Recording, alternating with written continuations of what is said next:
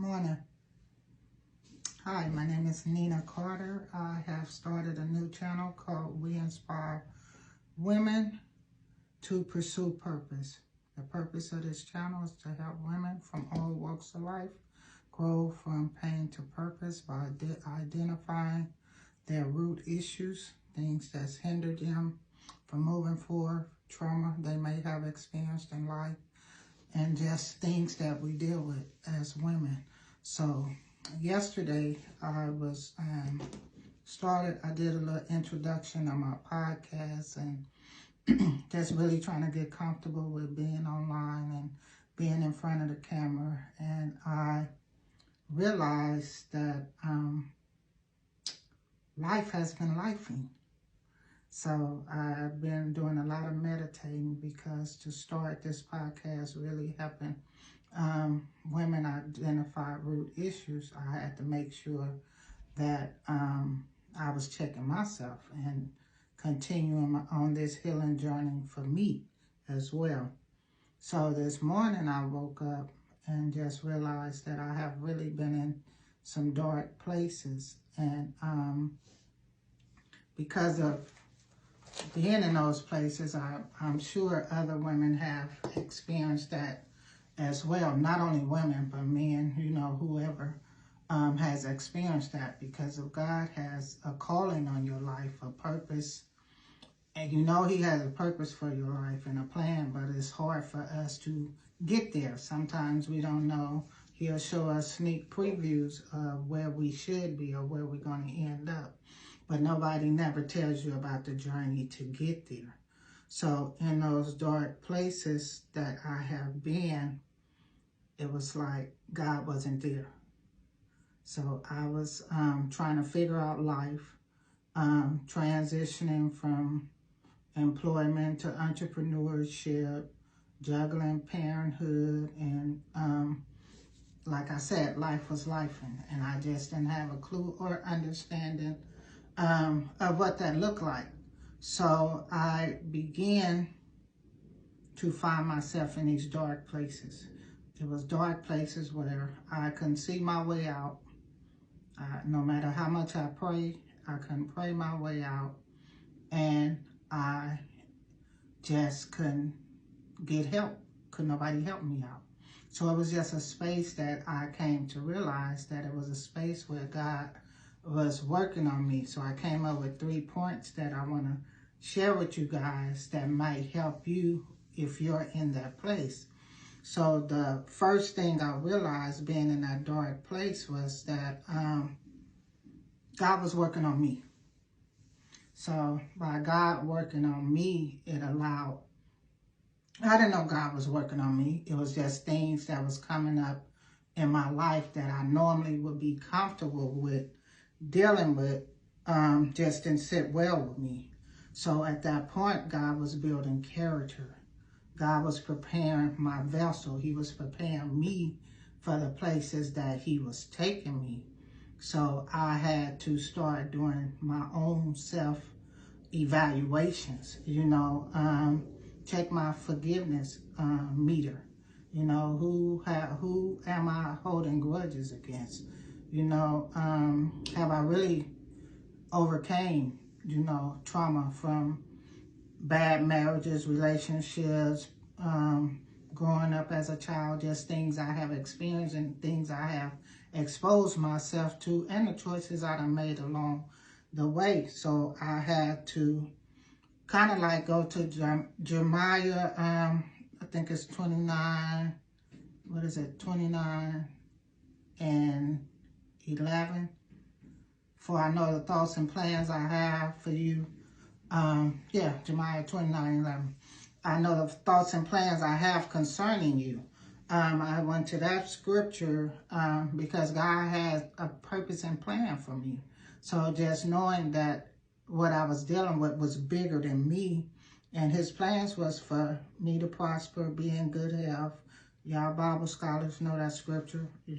I just, but in that place, I had to focus on not who I was and who I thought I was supposed to be It was really trying to see what God was doing in me, who he was developing me to be.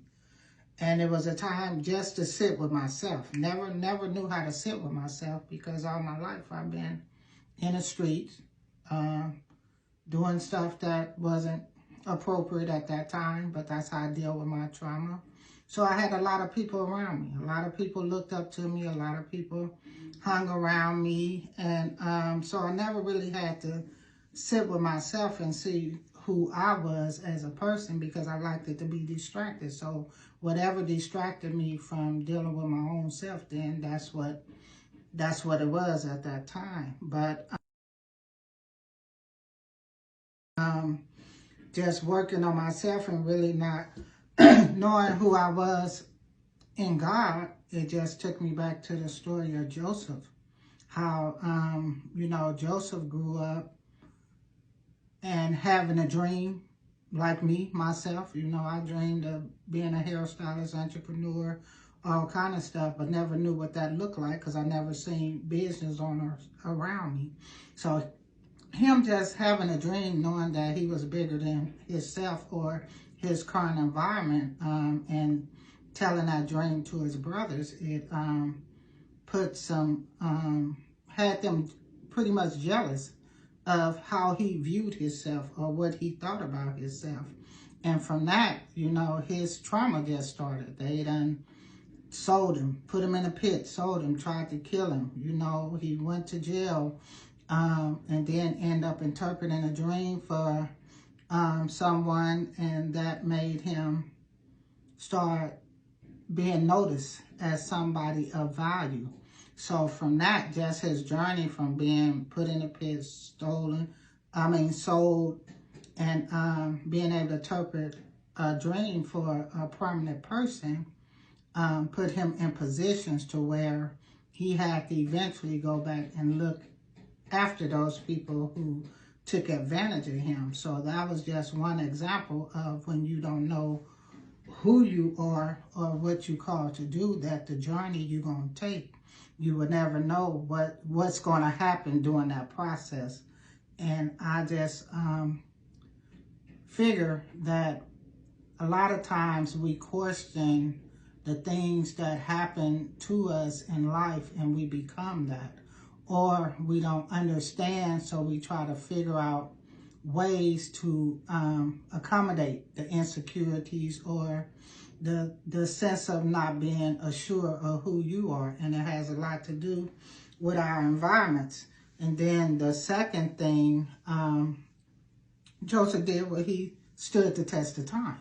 So I knew in that dark season, I couldn't commit suicide, I couldn't kill myself. It wasn't nothing I could do, because I still had responsibilities. I still had to provide. I still had to be a mom, but it was just a place of uncertainty. So, and God won't allow you to miss his will.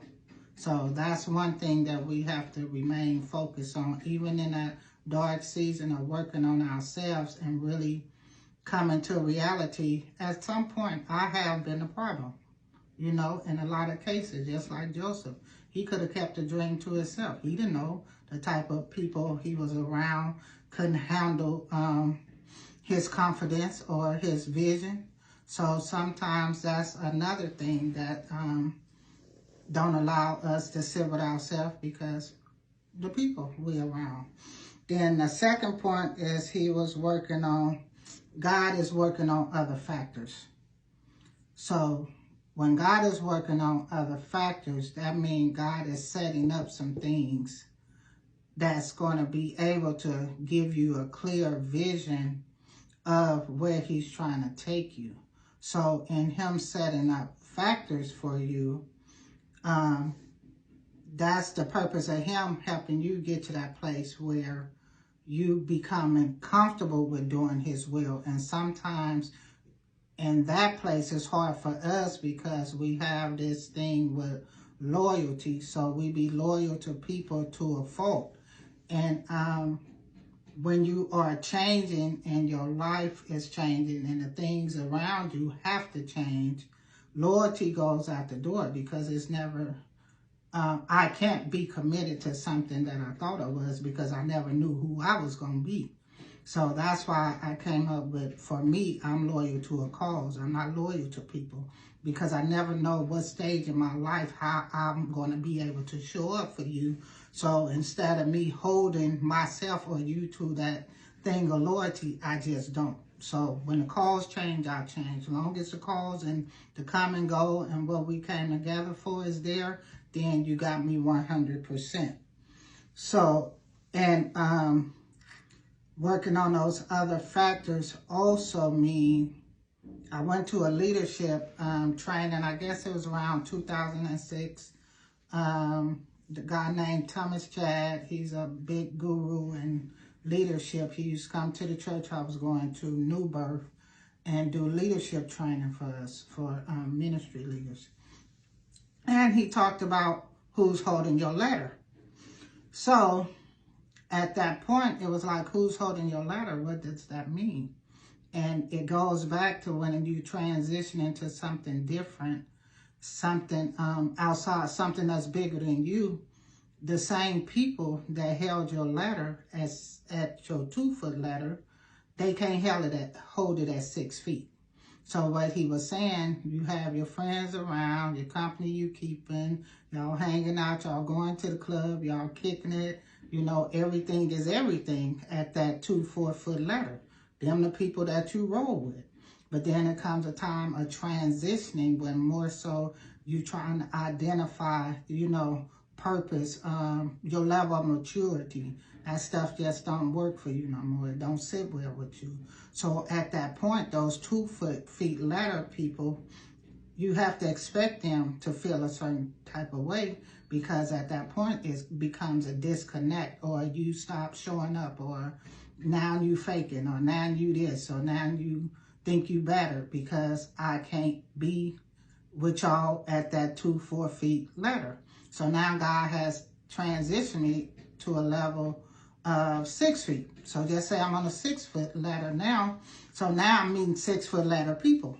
So those are the people who are really showing me about more how to be a mom with principles, and, you know, learning how to go to work and orchestrate my life and be more consistent in the things of building family and stability for my home and stuff like that. That's your more mature women and men that you get introduced to, because you decide, you change your mindset that you want something more foundational instead of the loose party life, kicking it, you know, all of that, because those things are just what it is. You party for a minute, you dance, you drink, whatever, and that stuff plays out. So at that next level, then it require me to deal with next level people, but I didn't understand, so I kept my feet in and out the door. So transition wasn't easy for me because I didn't know how to just grow into that, because I was just used to what I was used to. I came from the streets, I've been in the streets, I ran in the streets, and all of that lifestyle was a part of the streets. So with these next level people, they start introducing me more to God, relationship building, going to church, and ministry.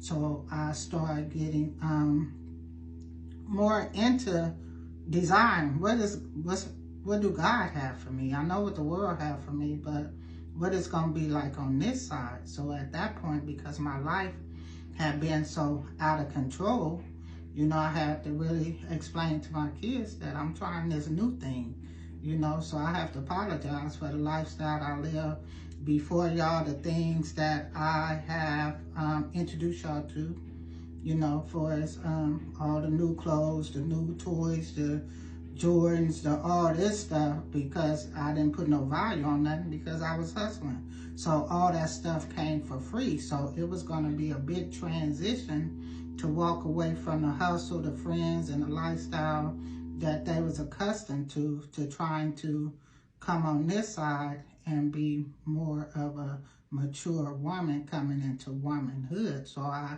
felt like I owed that to my kids, to sit down and let them know that, you know, I apologize because I was working with what I know then. Now that I'm around these other women, because now I done took that hustle from the streets to now I'm doing hair, you know. So by me doing hair, the women that I'm attracting are more women on mature level. So these are the women that's pouring into me.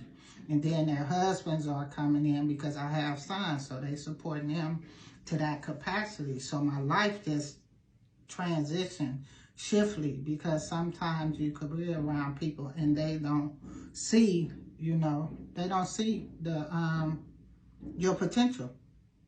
So they don't know how to handle you. So the more I started growing in that way and got to the 6-foot ladder with those people, conflict came near. So anytime God is going to elevate you, you have to deal with some level of conflict. So not only did the women start, because I'm the type that I'm a sponge. So if you give me information, I'm going to take it, I'm going to apply it, see if it worked for me. Well, don't, then I'm going to discard it. But at that point, those women started treating me a certain type of way once I started applying the new knowledge that I had. And then they started even treat me a different way, as if I didn't deserve to grow or mature in that matter, because I went from doing hair in the house to open a hair salon. So things was changing and elevating. So those was factors where God was showing me sneak previews. You was out there selling drugs, making money, doing whatever. Now I'm finna take those transferable skills and show you that this entrepreneurship skills that you have. So a lot of those women didn't want me to open a hair shop, because with me open a hair shop came that now I got to charge you more. Now it's a different level of responsibility. The employment system changed, everything changed. So a lot of people don't like change. So what they pour into me, I don't think they really expected me to utilize that and advance with it. So those are like him working on factors of showing you who people are, who to keep, who to leave, and in your transitioning process. And then 3, fighting those unseen battles. So sometimes you can't hear God and you're in that dark place where you can't see your way out, you can't pray your way out, and can't nobody help you out, because these are the steps as God is taking you through. The first one was working on you as the vessel, reevaluating yourself and seeing the things that you need to change to become that vision of what he showed you. The second was he's working on other factors, which means the things that are around you, the people in your life. And those are the things that I was just talking about, just how people will show up and appear as if they want to help you, but we all know people want to help you as long as you don't grow past them. So dealing with women who was employees to me becoming an entrepreneur and really matching they pay rate, you know, they didn't want to see that from me, because remember, I'm a 9th grade graduate, dropout, didn't graduate high school. I got 3 kids out of wedlock. I'm on Section 8, you know, so a lot of stuff that they didn't expect me to, and then all the trauma that I had exposed to them, you know, just telling them about my life and all my insecurities. They wanted to use that against me. So that was working on those factors. So now we at fighting the unseen battles. So fighting the unseen battles, sometimes we can't hear, when God is silent. These are the things that I'm talking about for those who just jumped in.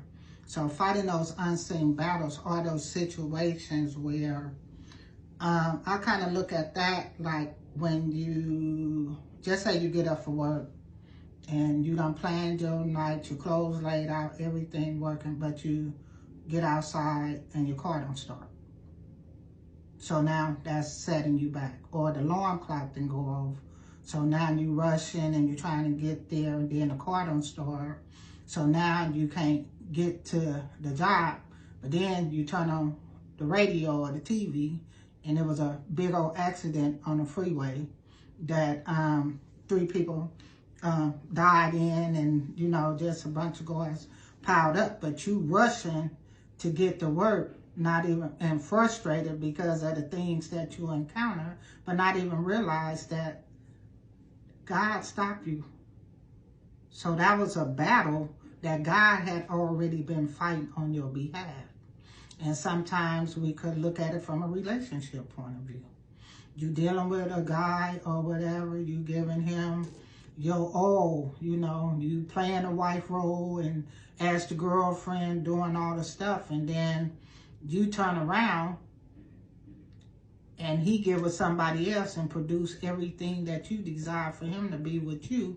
And God showed you all those red flags, but we ignored it. But it took for him to get with somebody else for you to see. So God brought friction in that relationship because he knew that God wasn't for you. Dealing with that guy would have never got you to the purpose and plan he had for you. That guy would have disrupted your whole life situation because you had poured everything into him. So it took for God to put a curve up in that thing to say, okay, this ain't the guy for you. And sometimes it has to be a devastating situation that we have to encounter before we realize who the people not for you. So that's an unseen battle, because you trying to beg this man to marry you and all of that, and he's not even husband material. So sometimes those unseen battles are things that we be mad at God because he took it away from us, or he stopped it from happening, you know, promotion on a job or certain stuff. I could go back to, what was that, last year or the year before last, with my organization, Bonafide Sisterhood. For the first time, I decided to get a grant for my organization, and ended up finna write the grant with my business partner, and got a call from the city of Antioch, wanted us to partner with them on a grant because they didn't have a violence prevention program. So my organization did violence prevention and community healing, violence prevention, intervention, and community healing. So we serviced a lot of families that was dealing with trauma, high needs family, just didn't have the right resources, shooting victims, homicide victims, after school programs. So I was doing this for years out of my own pocket. So a grant came up for violence prevention. Me and my program director at that time decided we was going for it. Antioch called me to partner with them because you had to have so many homicides in your city before you qualify for that funding. They had just reached that mark. But I had been doing a service there for years. So somehow they contacted me on that, and I ended up going with them, redrawing my application and going on an application with them for the grant. And based on my program and other factors, they went for $1.7 million. $700,000 of that grant was supposed to go to my organization to do the services for that organization. I mean, for the city of Antioch, because that's what I had been doing. But once the grant was approved, they called me, the grant was approved, do your promotion on Facebook, letting everybody know we finna get this money, we finna help the community, we finna bring all these resources. So during that process, my admin person was like, we still ain't got the contract for this grant, what's going on or whatever. So we reached out trying to get the contract, because once the grant was approved, we were supposed to go in contract with the city, and then they were supposed to give us the money to provide those services. So they decided that, well, the mayor of the city decided that he didn't want violence to be acknowledged on his watch to that degree. So he said he no longer needed my organization. After my organization met the criteria for the grant, he decided that my organization, he didn't need us. So they took that money from us, which put us in a bad situation. I ended up losing my building because my building lease was in that grant. I ended up preparing and doing a lot of stuff financially to really get set up to start doing those services on a different level. So I lost money. I lost my building. I ended up getting my car repossessed, trying to hold on to everything, waiting on that funding. And they took it from me. But that was another unseen battle because God didn't want me tied to that funding or the city with the vision he has gave me. So I was bitter, I was upset, I was mad because, like I said, I have funded my own programs for the last 10 years. So for me to take a step to even try to do partnership, thinking that it was going to expand the services that we provided, because my first love was to the community. And then for that to happen, I had to realize God seen the crash dummy situation before I seen it. So he wouldn't allow me to connect to them. So I had to come to the grips that when I'm in these dark places where I can't see my way out, I can't pray my way out, and can't nobody help me out, that's just a time for me to be still and know that because I'm doing the things of God, I'm in line with his will, I'm praying, I'm still loving, I'm still doing what I need to do, that God is doing something that it ain't time for me to know what the outcome gonna be. I just gotta be still and remain faithful in that. So those are just situations that I'm saying. I just want to encourage somebody that if you in a place where it don't seem like nothing's working, you go, you going to church, you going to work, you know, you taking care of your business, you treating people right, you doing everything that you think is you supposed to be doing, but God is silent. He's not there. You can't hear him. He's not showing up. You in these churches, you applying the messages, you reading your Bible, you studying, and you doing everything that you know in your might that is right. And you then start questioning God. I know I was questioning God, like I should have stayed on the other side, because before I knew you, see, I remember when I didn't know you, to me, the sin that I was in was better than the struggle that I'm having on this side. And those are the thoughts that the enemy will bring to your mind. Girl, you know how to do this, you know how to twitch, you know how to do that. And I do. But that's not my life. That's not my journey. So in those seasons, I had to just be still and know. People always say sometimes, they say faith without works is dead. And sometimes working your faith, when you know I'm a shaker and mover, I know working my faith means I got to be still and be restrained, because I have my hands in a lot of stuff that's a good idea, but it's not a God idea. So when God is silent, we really have to pay attention. Like I said, I have 3 things that I have came up with. He's working on me. So God, you ain't talking to me because you want me to be able to sit with me. Because the first thing we do is when something is not working, the first thing we do is blame ourselves or start looking at ourselves. So that's another thing. He will make you start looking at you. And if I do give you that blessing, then what you going to do with it? Look at your situation. Look what's around you. Look how you handling money. Look how you doing this. You see what I'm saying? So God, like, you ain't even ready. So pay attention to yourself. Don't worry about me. I got you. Don't worry about me. Worry about you. So that was the first thing, working on you, the vessel, yourself. The second thing was working on the factors. That's when I was talking about who's holding your ladder. Those people who hold it at 2 can't hold it at 6, and they sure can't hold it at 12. So you got to know when to shift, when you have to know when to proper positioning people in your life and things. So sometimes he'll take things from you. So those are the factors that he's working on in there. And then while he's working on that, you're working on that. He's preparing somebody, somewhere, with the experience, the influence, the financial capacity to show up for you. So he's working even when he's silent. And then the third one, he's fighting the unseen battles.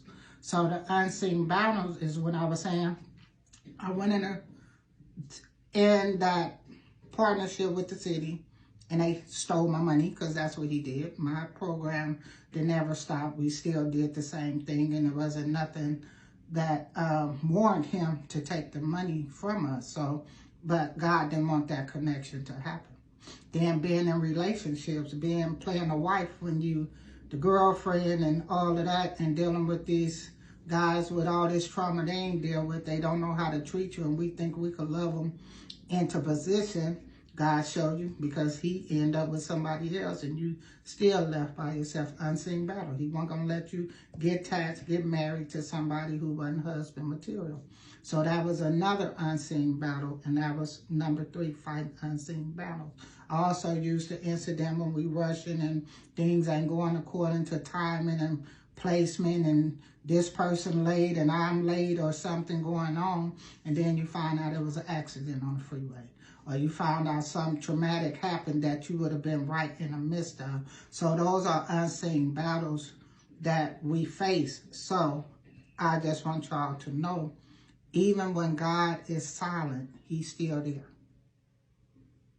And then when you're dealing with spiritual matters, you have to be very sure of the people you're connected with. Because everybody is not on your level spiritually. And when you are fighting a spiritual battle, the world system can't help you. They can't help you. Because they don't understand you are pursuing purpose. They don't understand everything that you experience in life, the pain, the trauma, everything you experience was preparing you for purpose. So you grow from pain to purpose to start pursuing purpose. And that's why this podcast that I'm working on is called We Pursue. What is the name? I forgot the name of it. How did I forget the name of the podcast I'm doing? Okay, anyway, I think I said it at the beginning. But that's the name of the podcast. It was Women Inspiring Women. Now it's We Inspire Women. That's what it is. Because my first organization was Women Inspiring Women. I was trying to inspire women. And it was hard to inspire women when we was all broken. So all we did with the information was really use it against each other. Because when you're broken, you really can't help nobody else. So I realized I couldn't inspire nobody because I had too much stuff that I had to deal with. And the women that I was dealing with wasn't ready to be inspired. So then I went to Bonafide Sisterhood after I started doing the work, because I wanted something real and genuine. So I wanted to connect myself to women who had started on a spiritual journey to do healing and work. So I wanted to be bona fide and secure with themselves while they was going through the process. So that was that bona fide sisterhood. And then now we inspire women. And we inspire women through our story by being transparent, by keeping it 100% real, and letting people know our shortcomings, because you would never understand somebody's story. No, you would never understand a person unless you know their story. We could see people and always assume this is what it is, but you really don't understand people until you understand their story. And that's what We Inspire Women is about, is really understanding how people are wired and respecting them to be experts of their own life. Because I'm an expert of my life. You know, I experienced what I experienced. I went through it. I overcame. So that makes me an expert of my life. So I could take advice. I could listen to people. But sometimes everything people try to tell you don't go with the journey or the purpose that God has for you. And we have to know how to tell people, I understand, I get it, but that don't work for me. So that's what We Inspire Women is about, is helping you be the best version of yourself. And whatever that looks like for you. And yeah, so thank y'all for listening. I hope y'all enjoyed this talk about when God is silent, because that really was like a eye-opener for me, because God, you silent, but I still know you here. I still know you hear me. I still know you got a purpose and plan for me, and my choices haven't forfeited my destiny. So that was the purpose of me coming on here, to encourage somebody. He ain't got to be talking to you. Just know you in position. Just know you're in position. And once you get in alignment, I don't know what God gonna do, but I'm so excited about what He's gonna do, and I hope you're excited too. So you can look at the links down there and see me on different platforms. I have Instagram on there. If you want to sow into my little ministry, I have my Cash App on there, and also TikTok. So I'm just trying to build this audience up of women being able to just be yourself. That's it. Enjoy your day. Bye-bye.